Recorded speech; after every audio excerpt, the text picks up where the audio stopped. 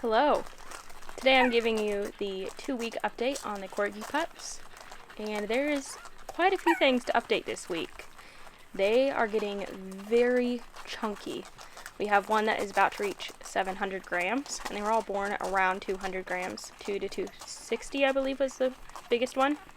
So they are getting quite chunky, and their eyes are starting to open. They're so cute. None of them have both eyes open yet, but a few of them have one eye open or partially open, and it is just so cute to see.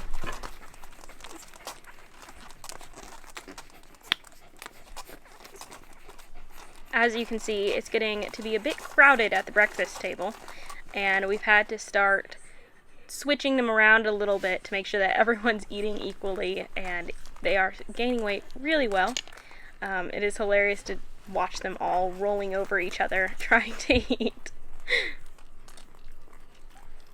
I was trying to show you their eyes, but they are all very hungry and just wanted their mom, so I did the best I could.